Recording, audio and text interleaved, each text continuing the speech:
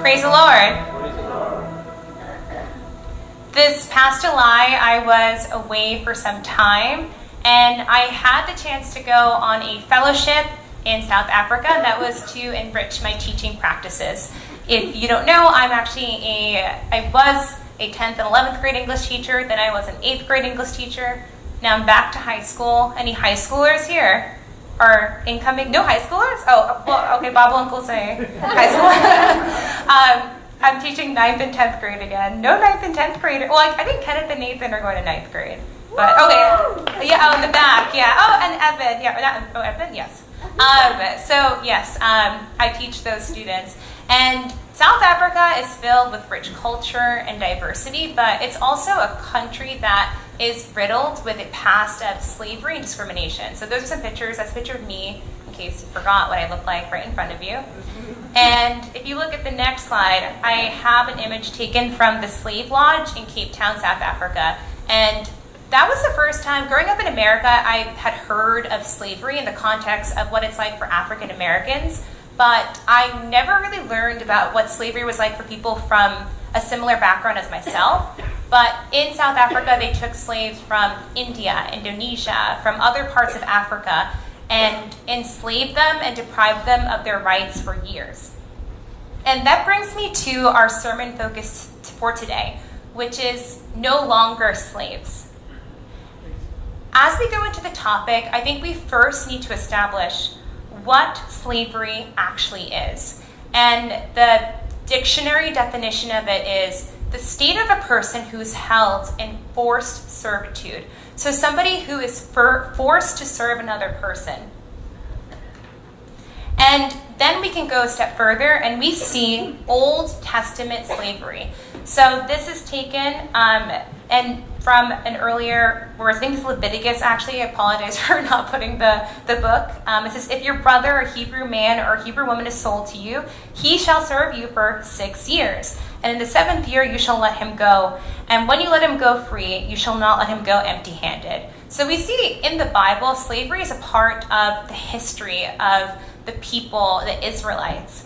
But what I found really interesting was, if you look on the next slide, verses 16 through 17, if he being the slave, if he says to you, I will not go from you because he loves you and your household, and since he's well off with you, then you shall take an awl, put it through his ear into the door, and he shall be your slave forever.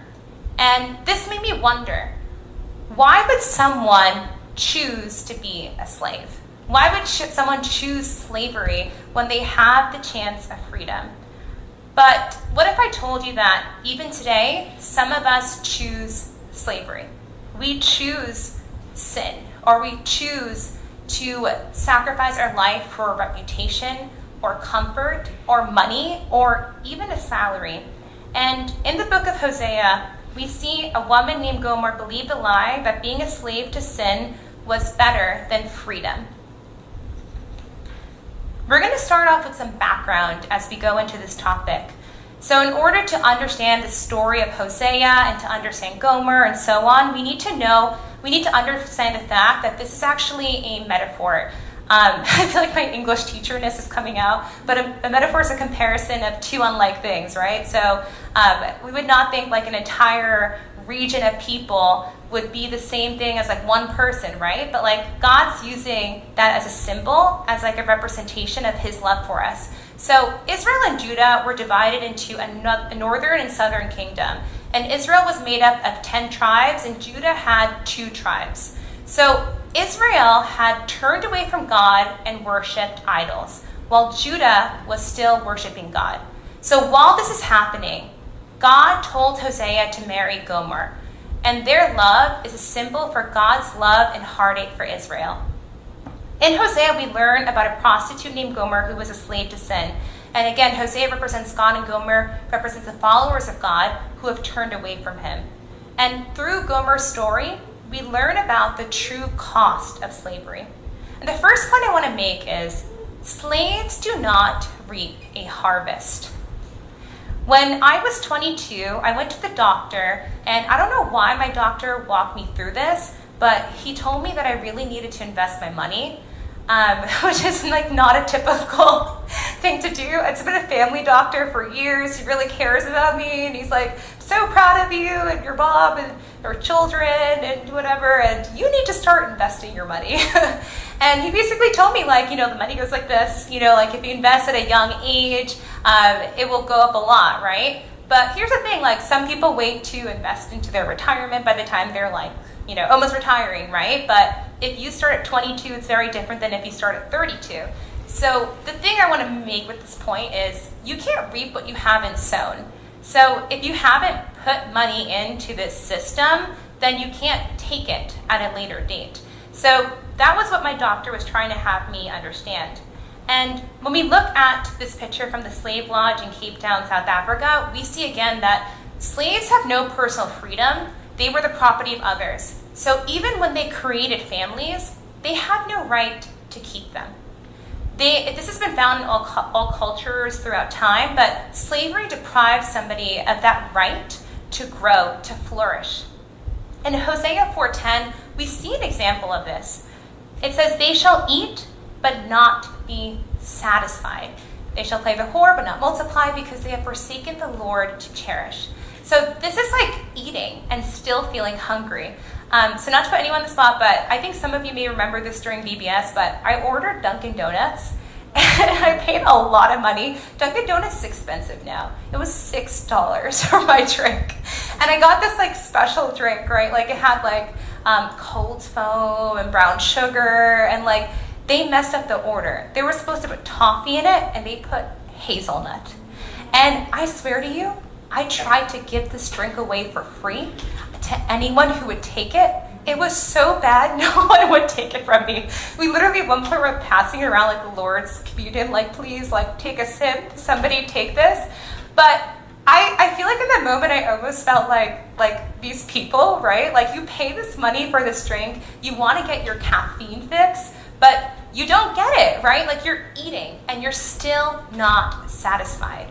This is what happens to people when they chase after things or other forms of other venues to satisfy them that are not God. And in Hosea 2:7 verse A, and then again through 8 through 9, it says, she, and that's referring to Gomer, will chase after her lovers but not catch them. So again, going after this and not reaping. She will look for them but not find them.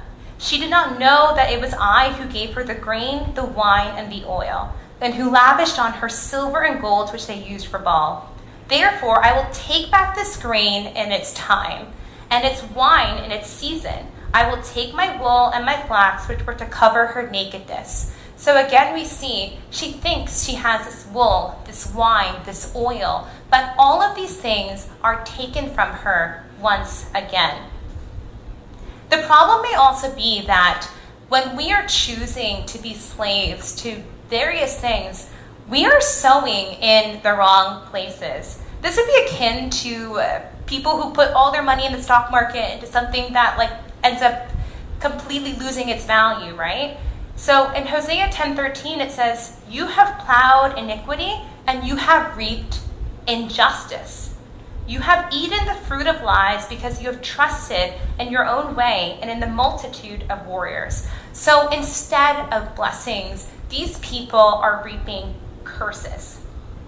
The next point I want to make is slaves lack access. And I have a picture from when I was in Cape Town. I went to the District 6 Museum. So I met someone, his name is Noor, and he actually lived through this experience of losing his home, seeing his rights stripped away from him. And for me, this felt very real because he met me and he's like, you look like me, you're like me, right? Like you're from a similar ancestry as me. And realizing somebody who could be like my grandfather's age would have gone through this experience. And as we began the tour where he would explain like, these were our homes, these were the homes that were taken away from me, he had us sit either in a chair or a bench. And all of these items from the museum were taken from District 6 and different areas.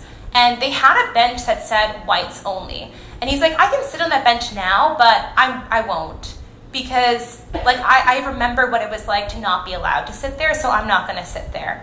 And that made me think, because he now had the chance and the freedom to sit there, right? And to be there. Like, he's no longer bound by those rules of apartheid, which is something I won't go into right now, but he still was bound by it. He still was lacking that freedom and the ability to sit openly in there because of his past trauma. And I think that happens to some of us. In the northern kingdom, this is Israel, they no longer had access to Jerusalem and the temple. And this is the place where they were supposed to worship God 3 times a year. And this was actually strategic. Taking their access away from the temple and from God was strategic. 1 Kings 12, 26-27 says, "And Jeroboam said in his heart, 'Now the kingdom will turn back to the house of David. If this people go up and offer their sacrifices to the temple of the Lord at Jerusalem, then the heart of these people will turn again to their Lord. To Rehoboam, king of Judah, and they will they will kill me and return to Rehoboam, king of Judah.'" So we see a couple things in this verse. And one of the things I want to point out is sacrifice builds love. When they have access to this temple, they are connected once again to God and able to rebuild their worship.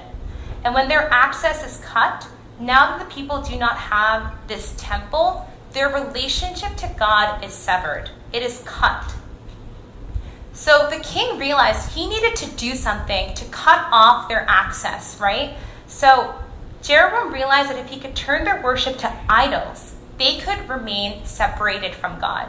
So verse 28 says, "So the king took the counsel and made 2 calves of gold. And he said to the people, 'You have gone up to Jerusalem long enough. Behold your gods, O Israel, who brought you out of Egypt.'" The next point I want to make is the danger of believing lies. Did these gold calves bring them out of Egypt? No. But they're told it is these golden calves who have given you your freedom. And this becomes a reason why they stop worshiping God. In Exodus 6, 5-6, we remember that the Israelites, their heritage, the people they came from, they were once slaves to the Egyptians. And it was God who had set them free. But they live in bondage because of a lie. These descendants turn back to those old patterns of slavery. Exodus 6, 5-6 says, "Moreover, I've heard the groaning of the people of Israel, whom the Egyptians hold as slaves, and I have remembered my covenant. Say therefore to the people of Israel, I am the Lord, and I will bring you out from under the burdens of the Egyptians, and I will deliver you from slavery to them, and I will redeem you with an outstretched arm and with great acts of judgment." It was God who took them out of that place of slavery. But once again, they're turning back to those old ways. And this makes me wonder, how many times do we worship idols in our lives based on lies? Your job is not why you have a home. It is because of God. People's approval is not where you find joy. This is from God.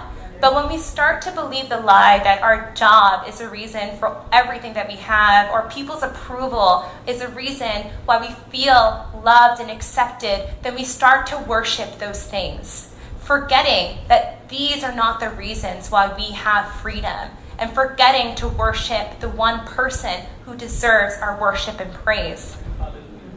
Even in Hosea 2:8, we see that while Gomer was in sin, while she had turned away from God, God had still provided for her. Hosea 2:8 says, "And she did not know it was I who gave her the grain, the wine, the oil, who lavished her with silver and gold, which they used for Baal." So even when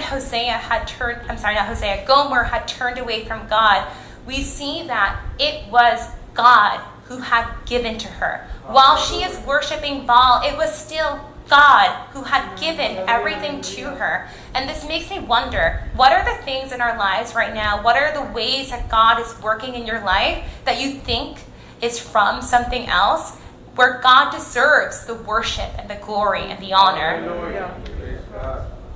We see a parallel between Israel and Gomer. So Hosea 11, 2-3, it says, "The more they called, the more they went away.